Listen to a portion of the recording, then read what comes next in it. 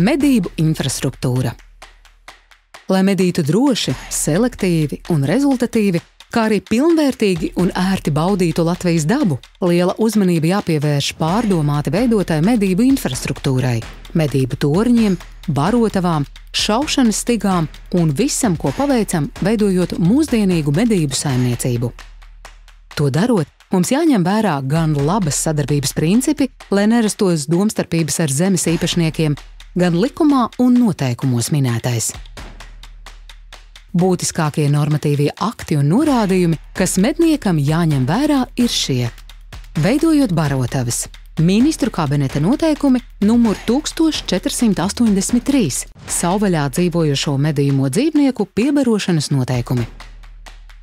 Būvējot torņus, ministru kabineta noteikumi numur 421, medību noteikumi 80. un 81. punkti, kā arī lvm.lv atrodamā medību infrastruktūras rokas grāmata. Cieņa. Cieņa pret zemes īpašniekiem un sabiedrību ir svarīga, lai neciestu mednieku tēls, nerastos saimnieciska rakstura izaicinājumi. Vienmēr iztēlojies sevi zemes īpašnieka vai apsaimniekotāja vietā, padomā, kā mednieka intereses saskan ar ogotāja, sēņotāja, cita dabas drauga vai vietējo iedzīvotāju interesēm. Nekautrējies runāt, zvanīt, pajautāt, draudzīga komunikācija atrisina daudzas liekas problēmas. Ja gribam, lai medības atbalsta pēc iespējas lielāka sabiedrības daļa, tas ir ļoti svarīgi. Piemēram, nebrauc pāri labības laukiem, neizbrauk apļavas, nebojā cita paveikto darbu. Par to, kā iegūt nomedīto dzīvnieku, pirms tam vienojies ar zemes īpašnieku.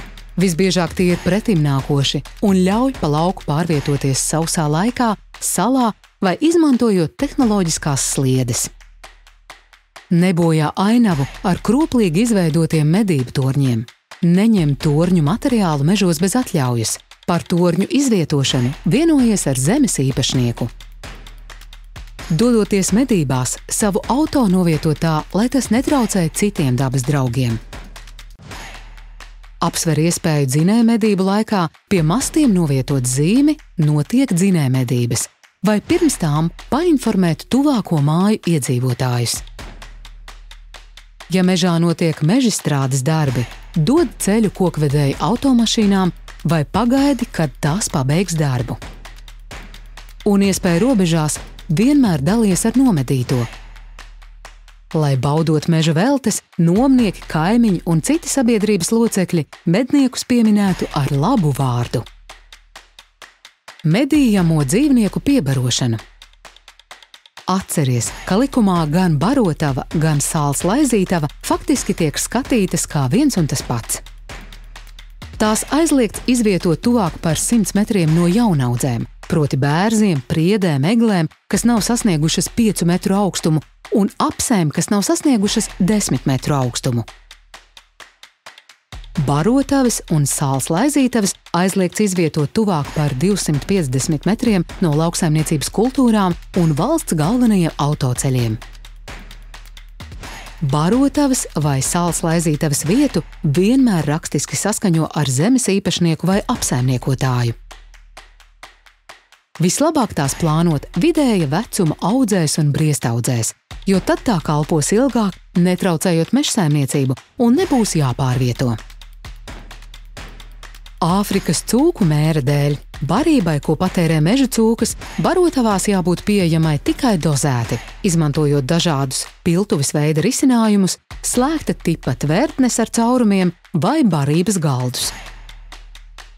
Ņemot vērā pēdējo gadu salīdzinoši maigās ziemas, sāls laizītavas medību saimniecībā pat varētu būt svarīgākas par intensīvu piebarošanu. Atceries, ka dzīvnieku ragu formu un žuburu skaitu nosaka ģenētika, bet apjomu, resnumu, tilpumu, minerālu vielu pieejamība. Medību torņi. Pats galvenais būvējot un izvietojot medību torņus, to novietojums nedrīkst traucēt lauku apstrādi, ražas novākšanu, mežstrādi un transporta kustību. Vispareizāk ir torņa izvietošanas vietu vienmēr rakstiski saskaņot ar zemes īpašnieku vai apsaimniekotāju. Izvietojot torņus mežaudzēs, nedrīkst bojāt kokus, konstrukcijas naglojot pie tiem. Uz mineralizētas joslas var izvietot tikai pārvietojumu torni un tikai ugunsdrošajā periodā no 1. oktobra līdz 31. martam. Pārējā laikā tornis jānovieto vismaz 1 metru no tās, lai agrā pavasarī uzreiz pēc sniega nokušanas tas netraucētu šo joslu atkārtoti mineralizēt, ierobežojot uguns izplatīšanos mežā. Torni nedrīkst izvietot uz meža ceļa, bet drīkst izvietot tā malās. Tādā gadījumā medniekiem pašiem jāapkopj, jānopļauj laukums ap tiem. Apgriešanās laukumos torni izvietot nedrīkst. Tas pats attiecas uz transporta izmaiņu vietām, tā sauktajām kabatām. Uz meža stigām vislabāk izvietot pārvietojamus torņus, vismaz metru no tām, lai netraucētu transporta pārvietošanos. Torni drīkst ierīkot gan grāvī, gan uz grāvja bērmes un atbērtnes. Plānojot torņu ierīkošanu uz grāvju atbērtnes, atceries, ka jāparedz vismaz 6 metrus plata brīva josla no grāvja malas, pa kuru var pārvietoties meža tehnika un nepieciešamības gadījumā arī operatīvā tehnika. Ja medību torņus ierīko uz lauksaimniecības platībām, izvēlies vietas, kur to uzstādīšana netraucē un neierobežo zemes apstrādi. Medību torņu būvēšana. Torņus vislabāk būvēt no skuju kokiem, jo tie tik ātri nesapūst. Lai būvis ilgāk saglabātu savu stiprību, ieteicams koku materiālus sagatavot laicīgi, tos nomizojot. Protams, torni ērtāk būvēt ir no zāģmateriāliem, tomēr tie ir dārgāki. Tajā pat laikā izvērtē, kas ir izdevīgāk tieši tev – dārgāks materiāls, bet krietni ātrāks process vai otrādāk. Būvējot medību torņus, jāņem vērā ainavas un estētiskie faktori. Veido torni tā, lai tas iekļaujas dabīgajā ainavā. Pats svarīgākais, lai tornis ir drošs. Tam jābūt ne tikai stabilam, bet arī ērtam, uzkāpjot vai nokāpjot no tā. Ērtāk būs kāpt tornī, uz kuru ved kāpnes ar margām.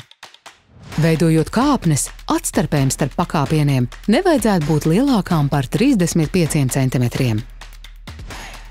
Atceries, ka torņa stāvēšanas vai sēdēšanas platformai jābūt vismaz 2,5 metrus augstai. Tad to varēs izmantot arī medībām diennakts tumšajā laikā.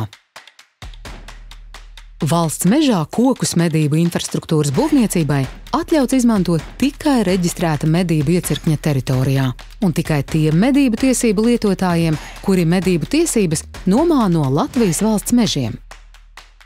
Citos mežos saskaņojot ar meža īpašnieku. Ja esi valsts mežā noskatījis kokus, kuru caurmērs 1,3 metru augstumā ir mazāks par 10 centimetriem, tad drīksti tos izmantot par brīvu, tikai iepriekš saskaņot to ar iecirkņa mežkopi.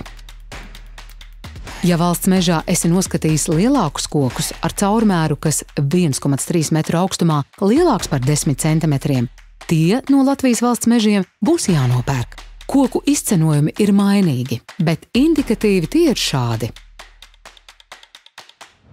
Ja kokus iegādājies no Latvijas valsts mežiem, tad atceries, ka pieprasījumu koku iegādēji plānotajiem medību infrastruktūras objektiem var iesniegt reizi gadā – janvārī, februārī, martā. Pieprasījumā būs jāiekļauj iesniegums, kuru parakstījusi persona ar medību tiesību lietotāja pārstāvības tiesībām, plānotā koku ieguves vieta, kvartāla numurs. Mednieki un mednieces. Atceramies, ka lauksaimniekiem un mežsaimniekiem medības ir svarīgas no dzīvnieku populācijas regulēšanas viedokļa, bet mums ir svarīgi, lai attiecības ar šiem cilvēkiem būtu draudzīgas un cieņpilnas. Tāpēc komunicējam viens ar otru, saskaņojam savu rīcību un veidojam labu mednieka tēlu kopā.